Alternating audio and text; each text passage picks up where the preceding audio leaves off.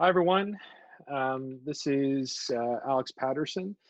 I'm the Executive Director of Canada 2020, and I want to welcome you all to our live stream today, Unpicking the Lockdown and the Challenges Ahead as we ease out of social distancing. I will get to our two presenters very shortly, but first I wanted to say a quick word of welcome, talk a bit about the Recovery Project, frame up today's discussion a little bit, and then talk about some event reminders for today's session. But first things first, as always, as you've probably been seeing on a lot of the Zoom chats you've been tuning into, just a reminder to help stop the spread wherever you're tuning in from, to stay home, practice physical distancing, even as we talk about the road ahead as we start to ease out of social distancing. For many of us, we're not there yet. Follow the expert guidance of public health officials. Do stay up to date with official information and stop the spread of misinformation. Support local businesses and charities if you can, and support frontline workers. So if you know a frontline worker in your life, be supportive, as I'm sure you are.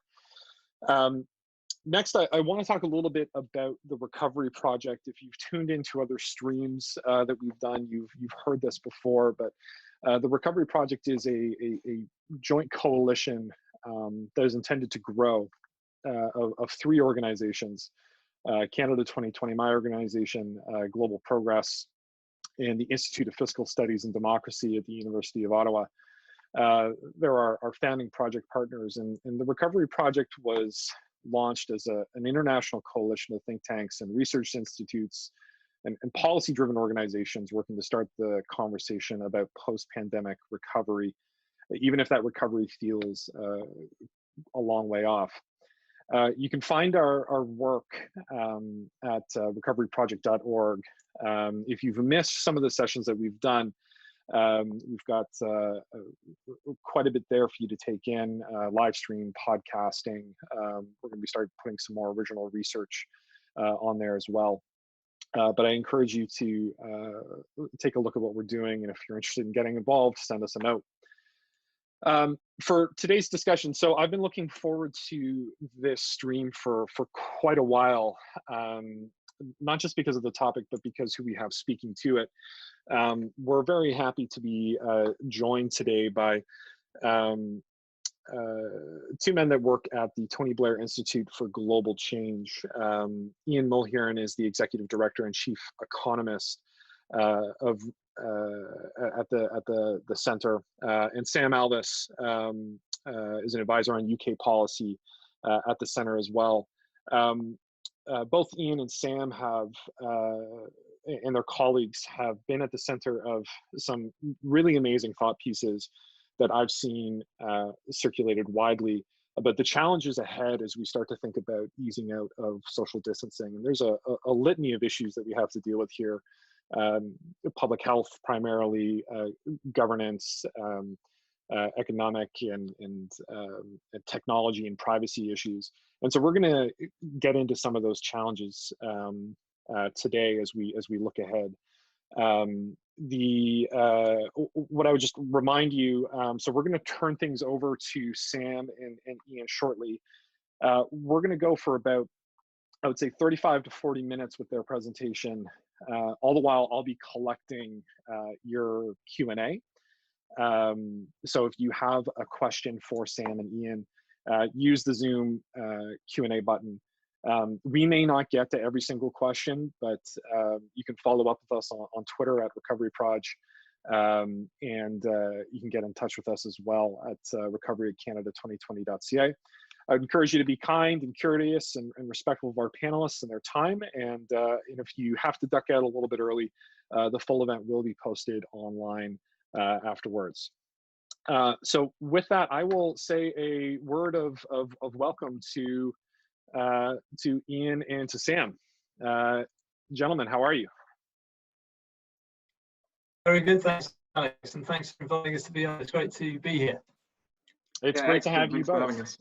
Yeah, so I've talked enough. We've got Quite a few people tuned in. I've already seen some questions rolling in, so clearly people are wanting to get to it. So how about I hand things over to you? I think you've got a deck that you can project, and you can drive from here on out.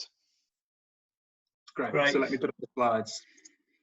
Thanks very much, Alex. So yeah, and as I say, thanks for having us on. It's great to talk to new set of people and reach out to new audience with some of this work that we've been doing, because I think what we're all finding with this pandemic is that it's more important than ever that we have discussions that go across international boundaries and learn from each other about how different people are thinking about and approaching this huge public policy challenge. So just to sort of introduce us a little bit more as the Tony Blair Institute, as the name suggests, the Institute is our executive chairman who heads it is Tony Blair, who is the Prime Minister of the UK, as some of you will remember, from 1997 to 2007. And the Institute has a staff of around 250 people, and the bulk of those staff are actually engaged in government advisory work, mostly in Africa, embedded within various governments across Africa. And so we do a huge amount of advisory work around the world. But we also have a policy unit which covers particularly issues around extremism policy, technology policy, and also broader UK domestic policy. And Sam and I are both from the policy side of the Institute. And since the COVID crisis hit, we've really repositioned the Institute to focus very much on the COVID challenge, advising our governments on the ground, but also thinking in terms of the policy debate about what we can contribute to getting out of the problem that we see in the UK. I suppose just by way of introduction, I mean, obviously in all these discussions about the pandemic and what the policy response should be, I think we all hear and read in the press daily discussions about how much testing is going on and what kind of clever apps might be deployed to tackle the crisis, and whether lockdown measures might be eased at some point, and who will be the first out, and all these kind of things. And it's quite difficult to kind of really get your arms around this question and try and think about it in a more systematic way that would kind of lead to some insight. It's a bit of a blizzard of ideas. And so really the deck we're going to talk you through today was our attempt at the Institute to try to do that, to try and put some structures around how we might think about the challenge, and therefore sort of give us a clearer route to understanding what the elements of a successful or better approach would be, certainly than the approach we currently have in the UK. Which is lacking in a number of areas. So that's really the purpose of the deck. With that, we'll kick off. We'll start by talking a little bit about the lessons of the lockdown so far. So there's a attempt really just to put in one place some of the key bits of information that we kind of know that should inform our thinking. So if we head to the next slide, Sam. So the first thing to note is that, as many of us will have read, is that really in almost every country around the world, but particularly across Europe, it's been only really a complete lockdown of activity that has been sufficient to stop the acceleration of the virus. So here in this chart, we've plotted a selection of European countries and the estimates provided by Imperial College London of the rate of acceleration of the virus. And 1 is the critical level there. You'll be familiar with this R number, where when R is above 1, one person who's infected gives the virus to more than one other person, and that's the definition of an epidemic. It starts to accelerate, and before you know it, you've got loads of people infected and hundreds of thousands of people suffering from the virus, and many of them dying. So you really have to try and get that number down below 1 and kill off the epidemic. And then across the x-axis there, we've got the Blavatnik School at Oxford has developed what it calls a stringency index, trying to measure how stringent are the lockdowns that are in place, or the measures that have been taken. And each dot is a time period where a different set of policy lockdown measures were in place. And what you can see is that all these European countries were sort of dabbling around doing some measures of constraint, but that was in the early days very much insufficient to pull that R number down below 1. And it's really only when you get to the bottom right of the chart there, when most of these European countries entered full lockdown, that Imperial estimated that the epidemic was being closed down, was the number of cases was starting to reduce. And so that's our first and obvious conclusion. So if we move on to the next slide, Sam. Now, obviously, the other part of the story here is that the economic consequences of this lockdown are pretty huge. Here in the UK, the Fiscal Council, called the Office of Budget Responsibility, has made an estimate, and it thinks that there's around a 35% reduction in economic activity at the moment. So if that continues to the end of the second quarter, you can see a 35% quarter-on-quarter fall in GDP. Now, the government here has taken a lot of measures to maintain employment and keep people tied to their companies. But nevertheless, the OBR estimates that unemployment might rise by a couple of million to about 10%. And the big unknown really is that, we don't know how long the short-term lockdown will go on, but the even bigger question is what will be the permanent damage to the economy when we get back to normal, or when we start to come out of that. And this kind of tile chart here shows you just the scale of some of the estimated reductions. You can see it's very uneven. In some areas you've got finance and insurance is not a lot of a problem, but really there. Health, obviously, lots more activity going on there. But some sectors really almost shut down, construction and education and accommodation and food services, and obviously people in the leisure industry and that kind of thing. Those obvious sectors really going through a lot of pain. Okay, let's go to the next. And the other thing to note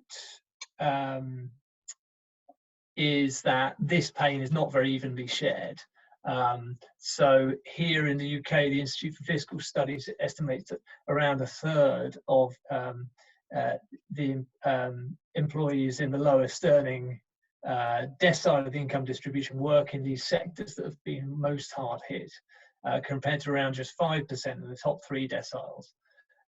So very much skewed towards the pain is very much skewed towards the lower paid. And you can sort of see here in what we've done, looking at median weekly pay by sector, those shut down sectors on the sort of left hand side of the chart tend to be the lower paying ones that are really facing the problem. So this carries all sorts of social justice implications, of course, but also political repercussions that could come from this if we aren't able to end the lockdown quickly.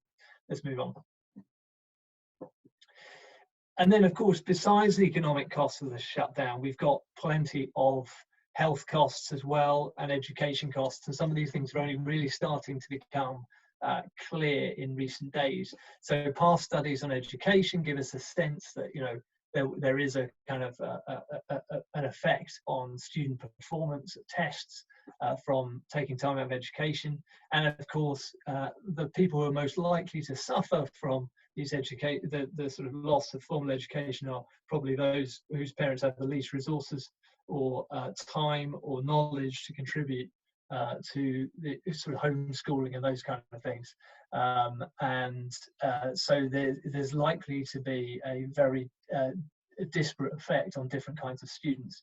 And in fact, in the UK recently, we've also seen a study out just yesterday, I think, which showed that for pupils in high-paying private schools, there's a huge amount of effort going into replicating the classroom setup, whereas of course kids in state schools are getting much less of that. So there's all sorts of disparities right across the income distribution that are causing problems.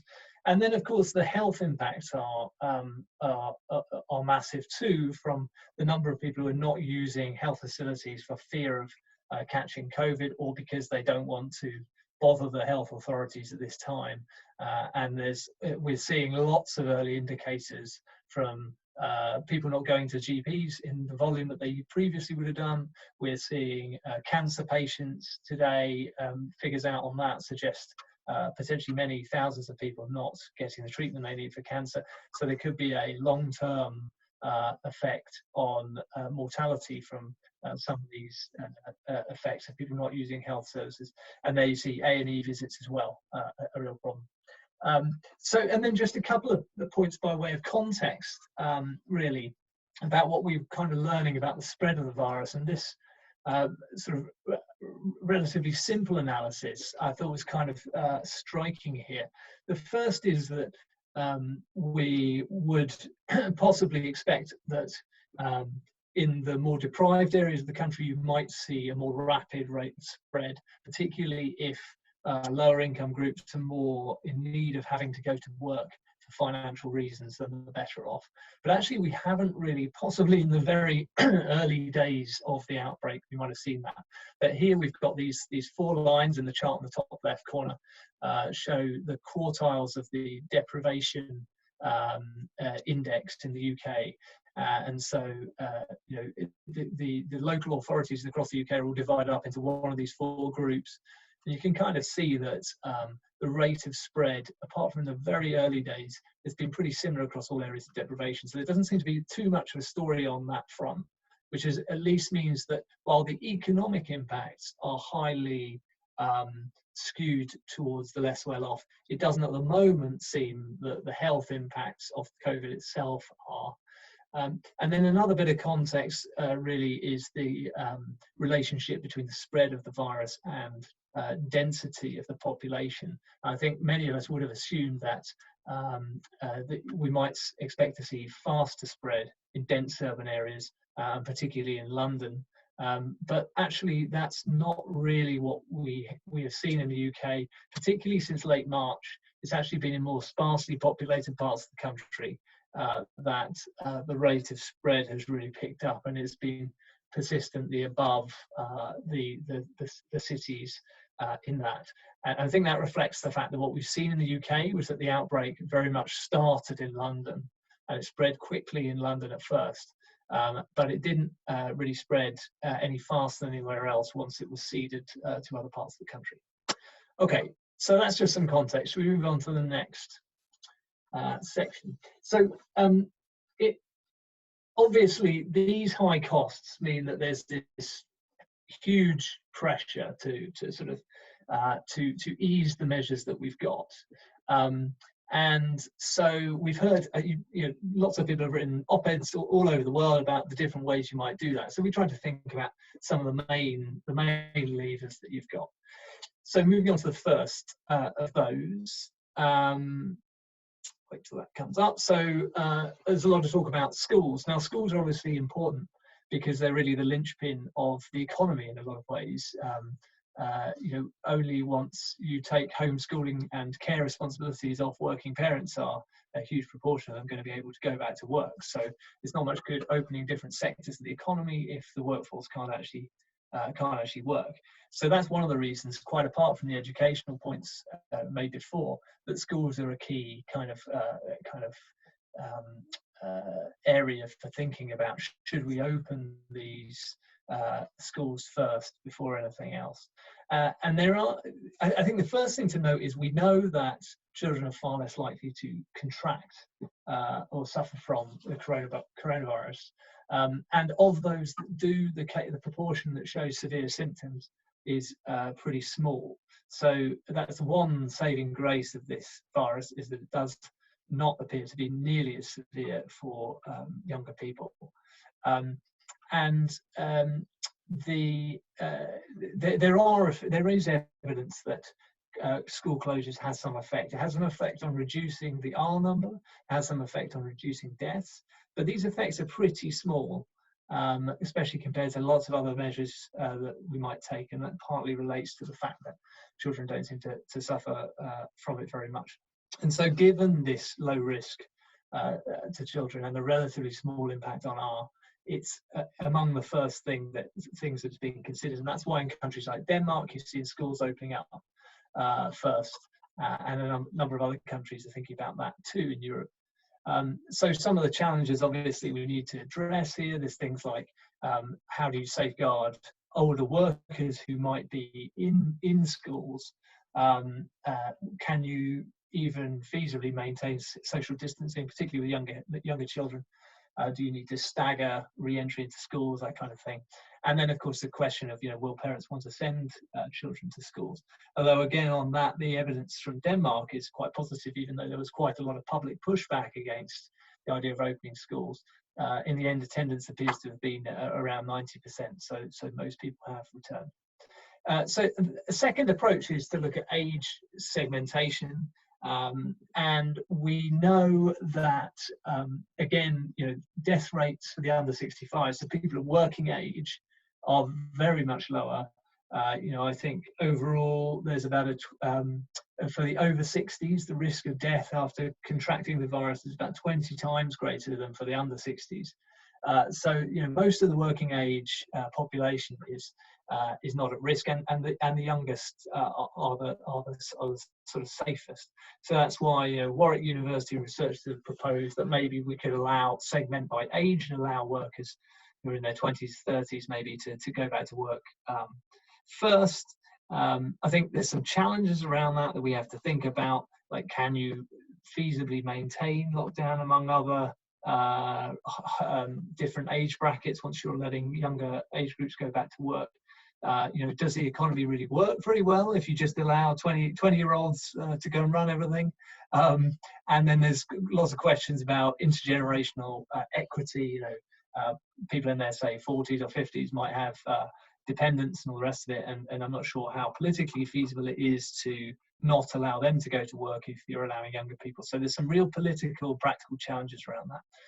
And then there's kind of sector segmentation. So taking different sectors of the economy in terms of industries and identifying which of them are more and less at risk and more unable to socially distance while working.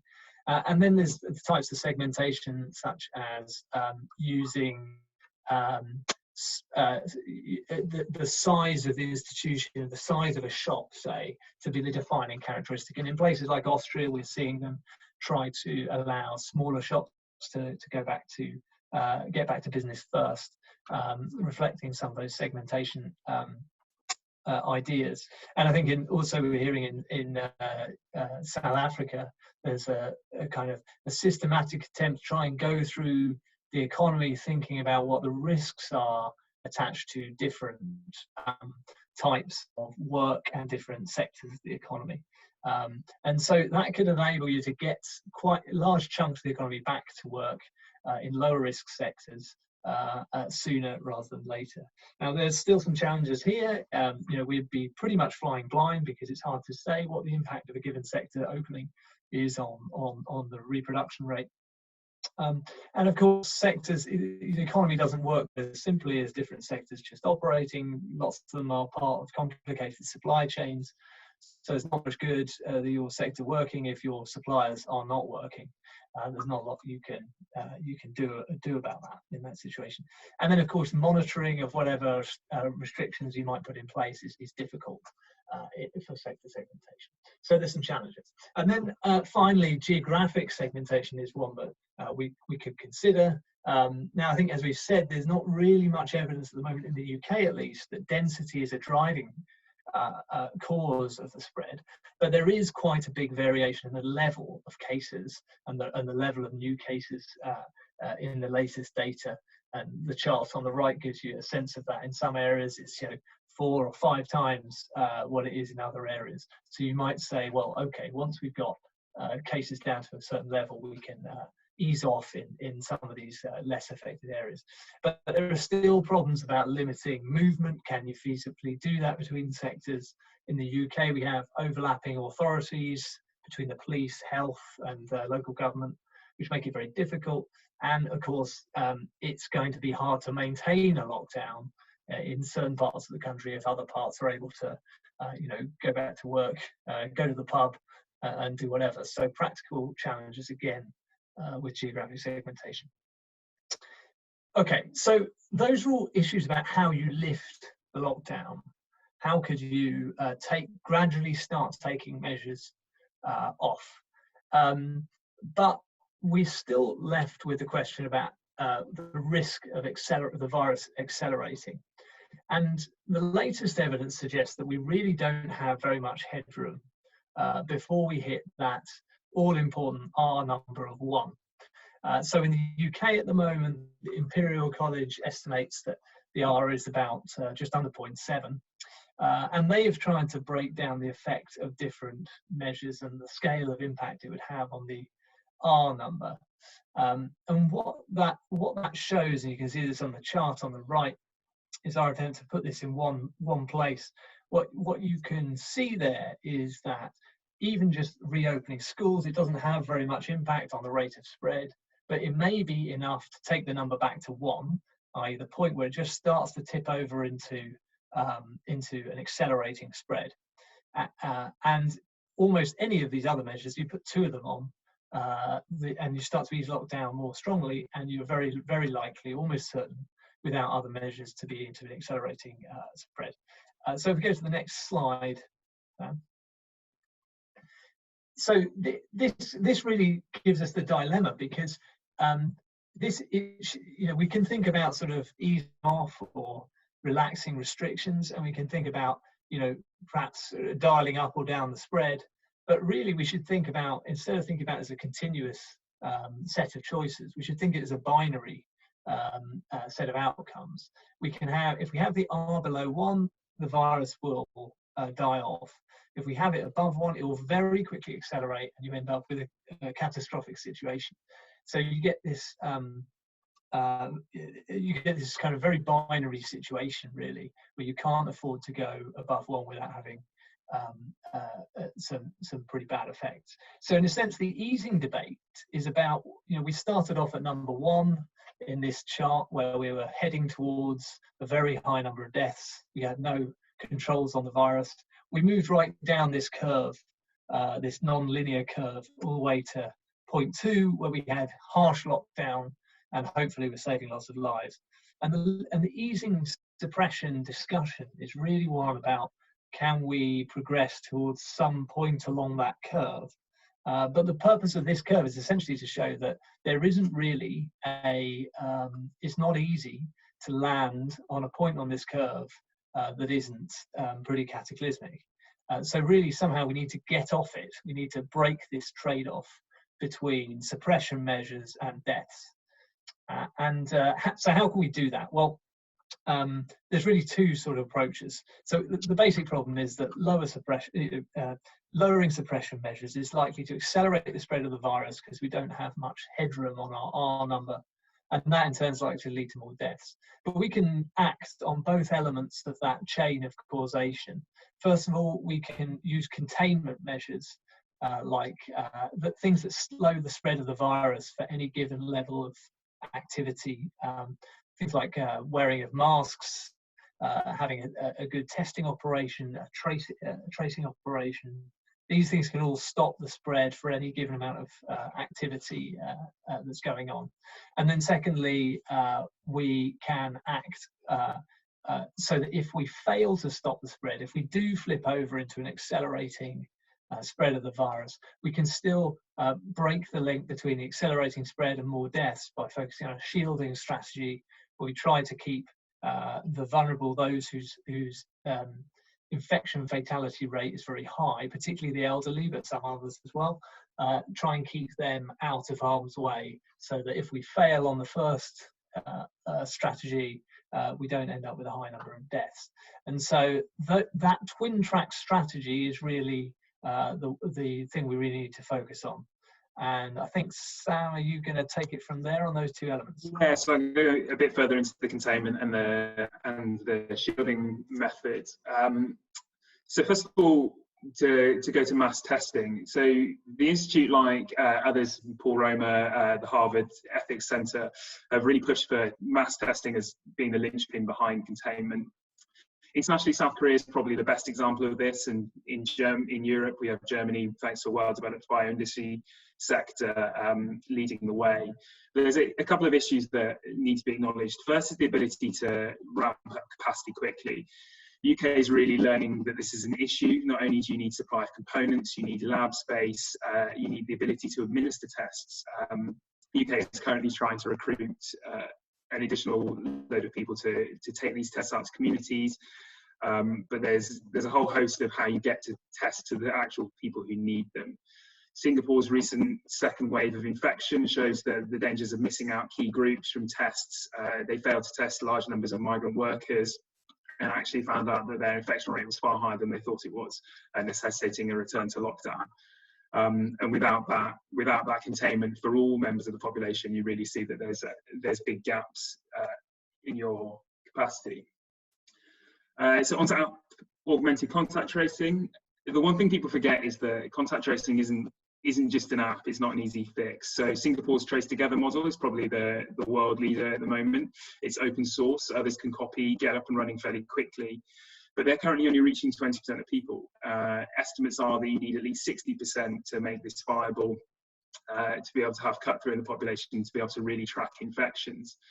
So if you look at the UK, around 94% of the UK has smartphones. That drops significantly off with age, but then obviously you have risk increasing with age. So you're probably going to need close to 100% use for younger age groups, particularly those that are economically active, to make that viable.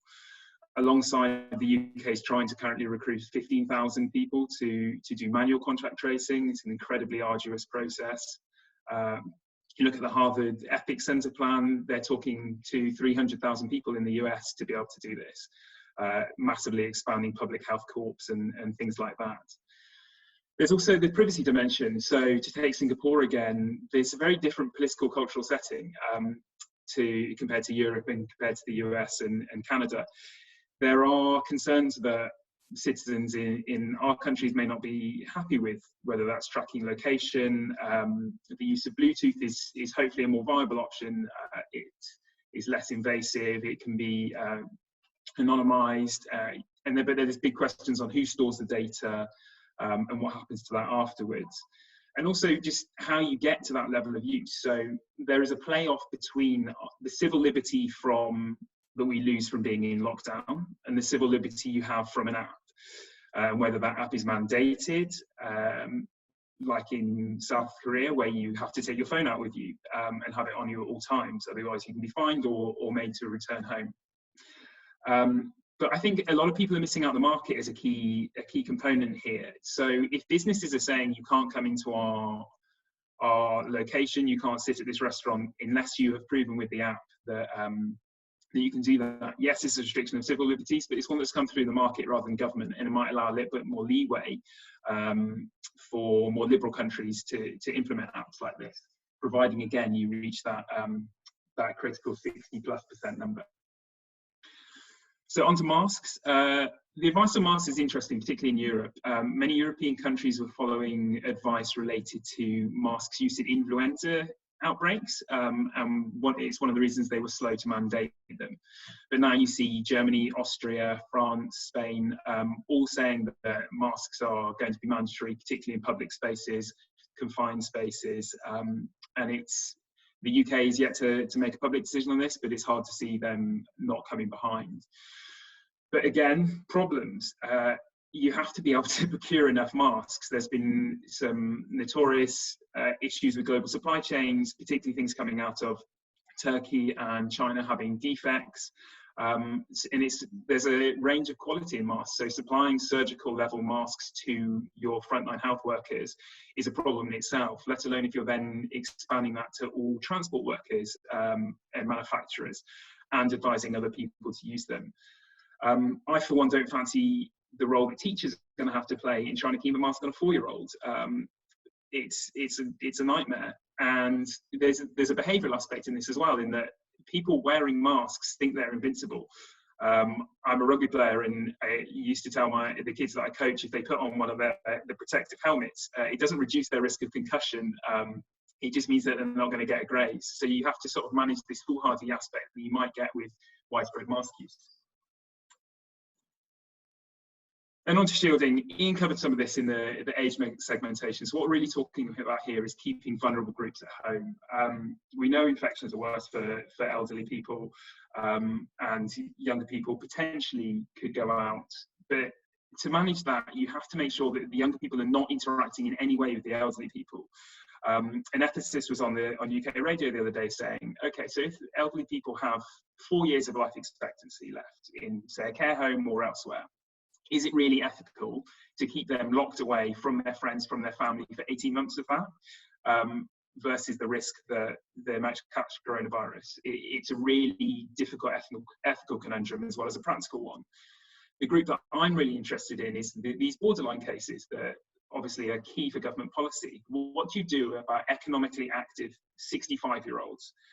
There's a lot of them still in the workforce, and do you keep them in or do you let them go back?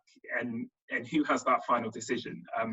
It's a really, really tricky one to manage, but shielding, particularly through government advice to stay at home, I think we're going to be seeing as a sort of a crucial aspect of this. So here, I mean, we've been through many of these challenges. You can just see a map of some of the key considerations government are going to have to go through, particularly when putting these in combinations. So onto exit strategies around the world. I've touched on places like Singapore and South Korea. What I'm really going to do here is compare the European and East Asian approaches, which I think is most useful. One of the few things I've enjoyed with this process is finding out the different terms that countries around the world are using for exit strategies. So it's deconfinement in France, it's de-escalation in Spain. Germany is some horrid long compound noun, as we can expect. We're sticking with exit strategies, I think, is the best way. So here we see some of the measures that Europe are taking to come out of lockdown. And just a caveat, this is 7 days old, so obviously with the pace that coronavirus policy moves, a lot of it is already out of date and we've got further developments. The Institute actually working on another paper we're hoping to come out on Monday, which is going to update a lot of its work on how other countries are approaching it. So I think you can really characterise Europe's approach by a tightrope. It's take your first steps and see what happens. So very gradual reopening and predominantly relying on those lifting lockdown measures that Ian was talking about, with actually not a great deal of containment. So yes, we've moved to a place where masks are much more encouraged and mandated, but we haven't seen the mass rollout of testing. We haven't seen the mass rollout of tracing that we do, for example, in East Asia. We don't know this. Part of the problem is getting capacity up and running. Part of it is cultural. So East Asian countries obviously have experience with SARS and MERS. A lot of this infrastructure is already there. I think that's a key thing that people tend to gloss over when they're looking at comparing different places. The one thing that probably brings these two sectors together is actually the shielding. We've had some public communications on keeping elderly people at home, but it's not mandated. They're not treating different sectors of the population differently at the moment. Whether as we release lockdown that starts to change, that will potentially get a bit more interesting. But you can really see here the differences, particularly in this green category of containment, between the East Asian countries, far more developed in terms of their use of masks, mass testing and tracing, than Europe, and part of that is a time aspect, but also it is government decisions on how they're treating the lockdown. You have to recognise that a lot of European countries really were just dealing with the crisis at a much greater scale and a much greater pace. So the ability to make policy, to plan your mass testing and tracing to come out can't happen at the same scale of the economic damage that you were experiencing. And this is just a summary of the implications.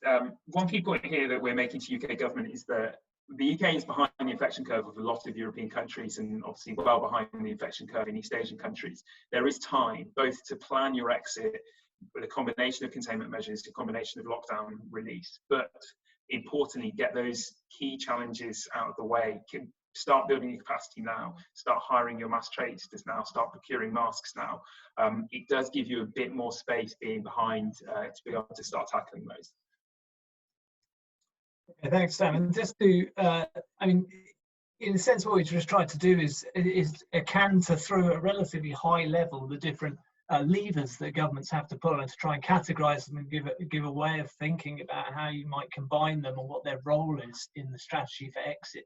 But that still begs the question, well, what does a good exit plan really look like? And we've seen a huge, this is a story that's changing daily across the world, as I'm sure you're aware. So some of this is starting to come out of date, but it's interesting to think about what, and this is really targeted at the UK debate mainly, where we've had a lot of concern from the government that if they set out any kind of plan, that there's a risk that that might encourage people to think the worst is over and they can all start to go about their business. We've tried to make the case that that's very far from being the case, and that in fact government could give people more confidence in the process and help them to think about the future more if they were to set out how they were thinking about what the future might look like. So the key point is that government can't provide certainty on when the case numbers or the infection numbers will drop sufficiently to be able to lift lockdown measures of various sorts. That could raise false hopes that would later have to be dashed. But what it can do is start to help people manage that uncertainty by setting out how they're going to think about these things.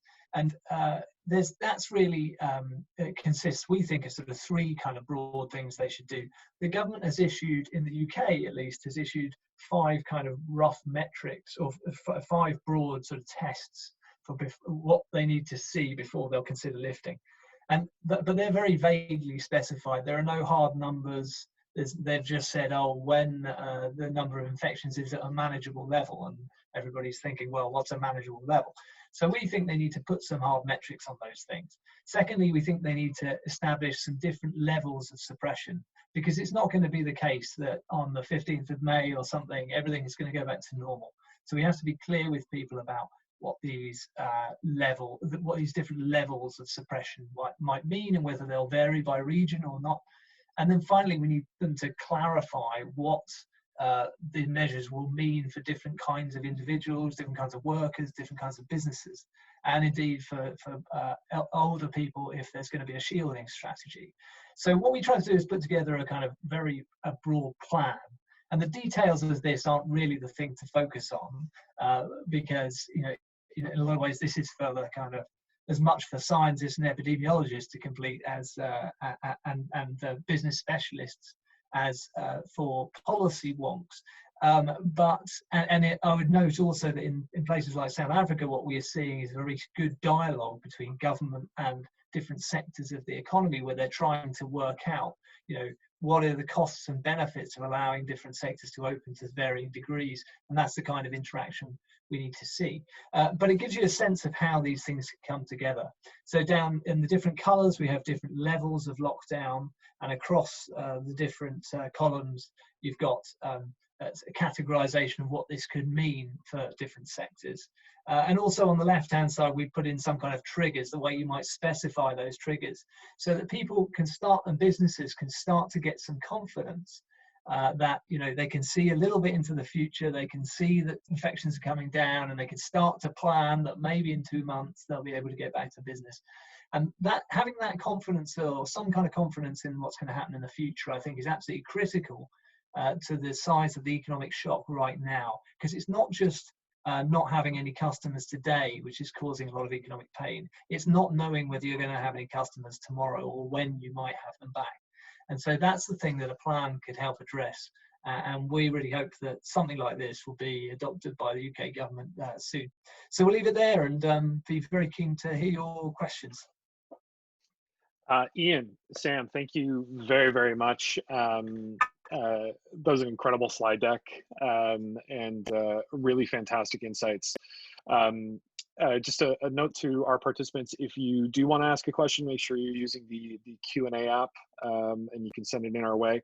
I'm going to start with a question of my own. Sam, Ian, so much of the sort of strategies that you were talking about employing, about potentially sector segmentation, egg segmentation, age segmentation, come with, as you said, very real political consequences and very real political considerations. And as much as possible, we want to try to remove politics from this moment. But as we know, that's really, really hard to do. So I'm wondering, where can our policymakers, and indeed our politicians who have to, who are accountable for these decisions, where can they draw strength and solidarity from in the international community, from our multilateral institutions? Where are ways that we can sort of work together as a global community of policymakers to help sort of build trust in the decisions that we make at a country level? Well, it's a good question, Alex. I mean, I think, you know, in terms of, this kind of goes back to the plan as well. I mean, so much of this can't be done by government fiat. They're not going to be able to just say, oh, you know, 20-year-olds can go out and no one else can. There needs to be a dialogue, and that they need to take people with them. Because, and again, with sort of shielding of older people, it can't be policed. It arguably shouldn't be policed. It's going to have to be the result of people doing things willingly because they understand why the government is suggesting that, and that sort of thing. And as an aside, there's an interesting question about how you quite literally policing things. Like, you know, you're putting the police in different countries in very difficult positions by asking them to enforce grey areas of what is and isn't allowed, and all this kind of stuff. So so much of this needs to be focused on government communication, having a national discussion, taking people with us.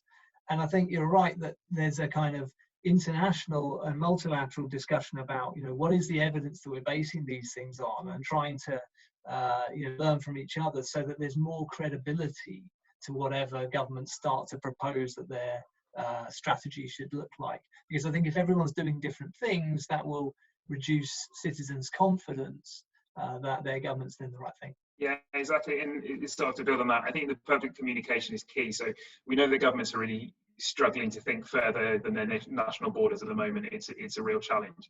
And I think if you're being open and transparent with your own population, if you're publishing your data, if you're publishing your metrics, that goes some of the ways to alleviating so that other countries can start to learn from that before you can engage in a formal dialogue when there's more space.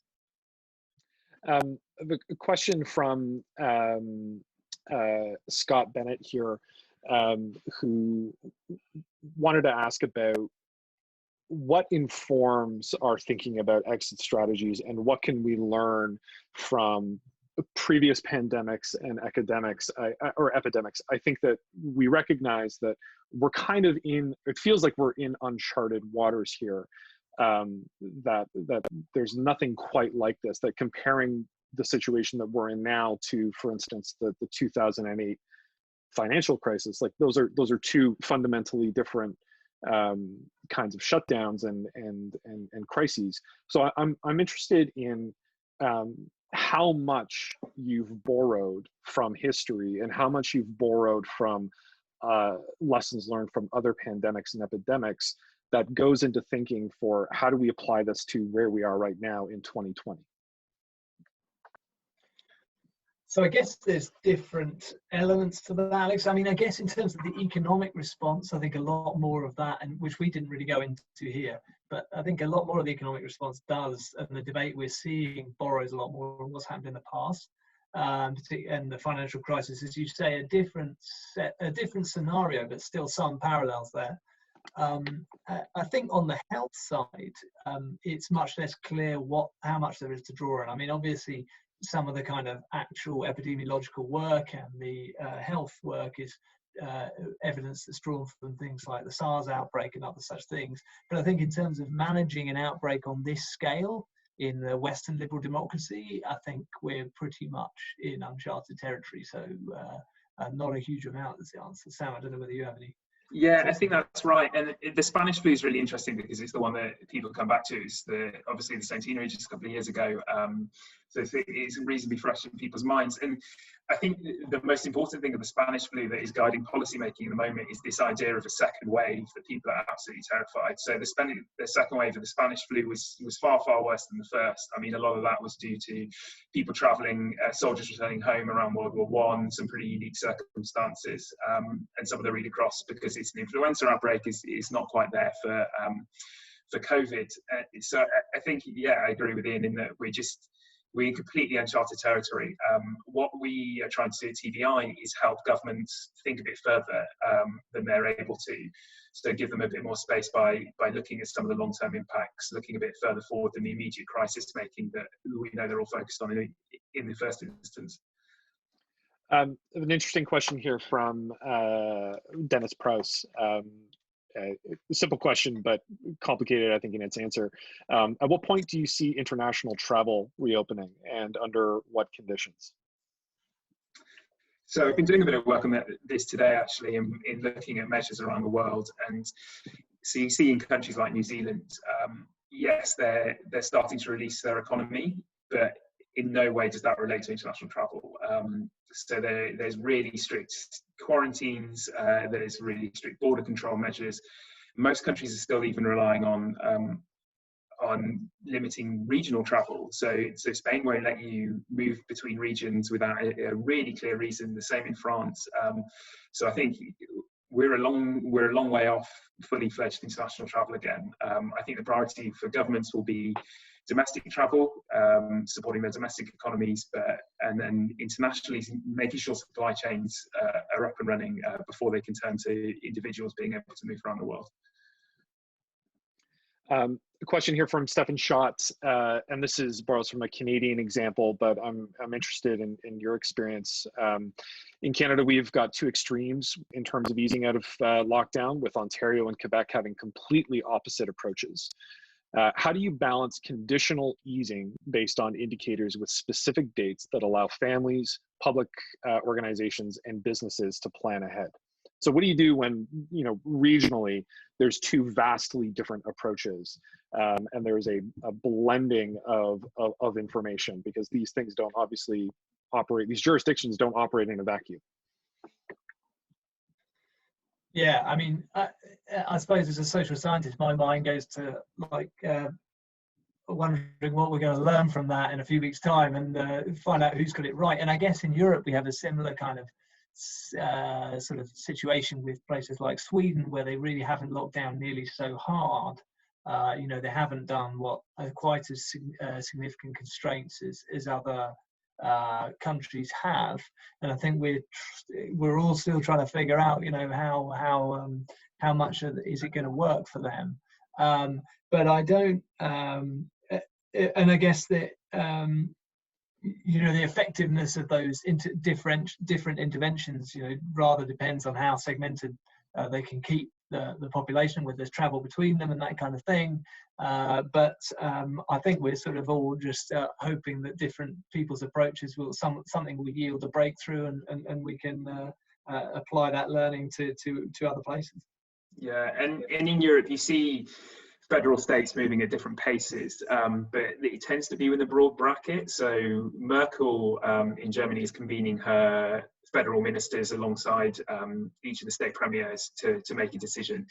And what Germany is allowing to do is states to move slightly faster than others if they've got a low case rate, if they've got a low infection rate, but really within a bracket. So mask use at most has to be advised, but it doesn't have to be mandatory, for example. But there is nowhere that you can't mention masks whatsoever. In Spain, certain communities like the Canary Islands, the Balearics, they have a much lower case rate than other parts of Spain, so they're being allowed to move slightly faster through the phases. But you just can't let these people get too far out ahead. And also, it entirely depends on what happens. So if you have the Balearics opening up quickly, and then actually their infection rate starts to spike, they're going to return to where the rest of Spain is. So you have that flexibility to be able to learn potentially from other regions. But governments are going to have to be responsive, both at the federal and the state level, to rein it in when necessary. So we've got 4 minutes left here. I'm going to I might combine a couple of questions here. First of which is from Vincent St. Pierre. There's a segment of the population, certainly here in Canada, but I think we see abroad as well, who are actively eschewing social distancing, protesting lockdowns, and even participating in spreading of false information online. Vincent's question is how do we get to them and have this kind of core dialogue with people who are actively resisting the public health measures that are in place right now? So I guess, I mean, there is a massive, this partly goes to the point that I made about the importance of a plan, and very good government communications to take people with it, because there is going to be this always going to be a number of people who won't go along with it, but then we need to erode that by being open and having a good dialogue with people. And I don't know how it's been in Canada, but certainly in the UK it's been far from exemplary on that front, which I think exacerbates the problem. But there is reason to be positive about it. I mean, ultimately we don't need 100% compliance with these measures in order to close down the spread of the virus. And I think what most countries are showing now is that even with a number of people who are flouting the regulations, the rules, we're still able to clamp down on this thing. So, in a sense, as long as most people are following it, we can do what we need to do. So, in a sense, we should perhaps focus on the positives, that the overwhelming majority of people are doing what we need to do to get this to work. I like that. Focusing on the positive seems like good advice right now. I'm going to combine a couple of questions here about vulnerable populations, homeless populations. In Canada, we have very vulnerable across the country Indigenous populations.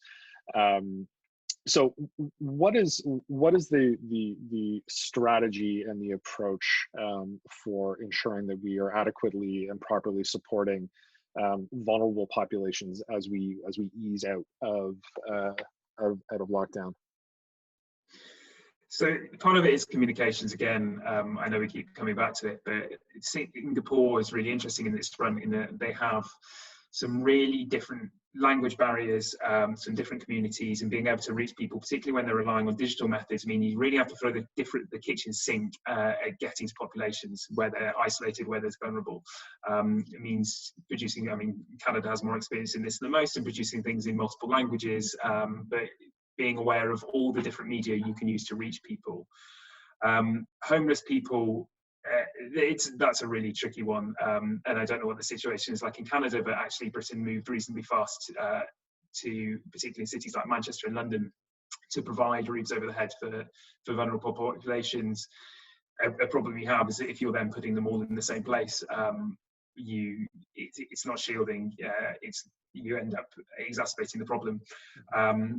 What you need to do is look across other plans, so say Harvard, and about where these people come in the priority list, of what phase you're using them to roll out. So whether that's waiting until much later, continuing business individual welfare support for those vulnerable populations for as long as possible until you're at a stage to start easing off. One last question before we jump off here. You touched on contact tracing, on app-augmented contact tracing.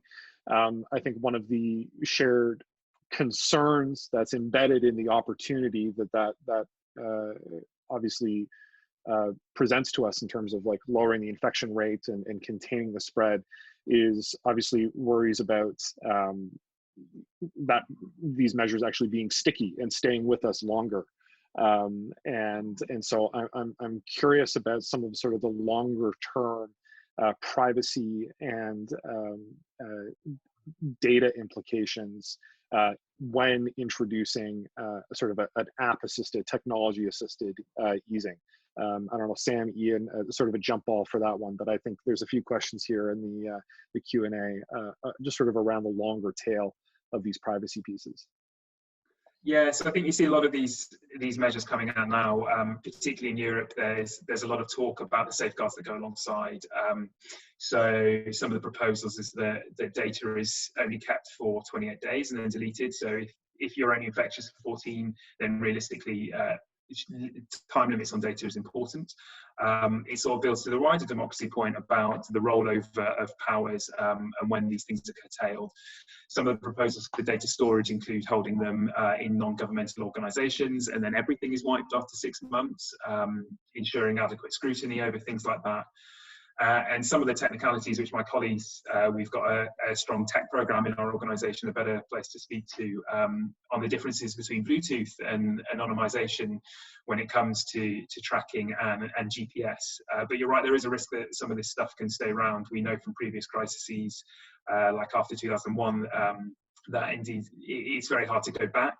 So I think you really have to start building that stuff in now, and Apple and Google's work together shows that people are thinking about that. People are really trying to build the safeguards in early. The European Union has a coordinated tracing app program, so hopefully we see that in various countries.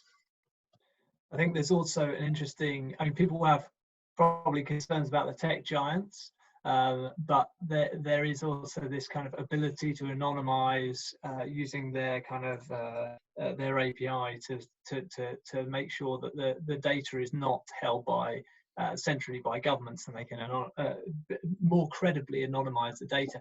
But that also comes with its own costs, because what it means is that governments won't be able to use some of that data to more effectively clamp down on, say, new outbreaks in certain parts of the country. So there's a real trade-off here about whether you go with a lowest common denominator, low energy Bluetooth kind of tracking system that does the best for anonymity, but is the least effective for the virus, or whether we start to give up some of that privacy in the pursuit of getting a grip on this thing. I'm going to leave it there. Sam, Ian, thank you so much for your presentation. We've had so many amazing compliments about the work that you've done. I'm sure if people want to stay in touch with you, they can do that through the Tony Blair Institute's website. You guys are active on your social accounts, sharing your work right now. So, and we totally plan on signal boosting that through the recovery project. So, thank you very much for your time. Thank you everyone who has tuned in and who has asked questions. I'm sorry we didn't get to every one of them, but we keep track of those because they actually help inform future sessions that we do. So thanks very much. And Sam, Ian, once again, thank you.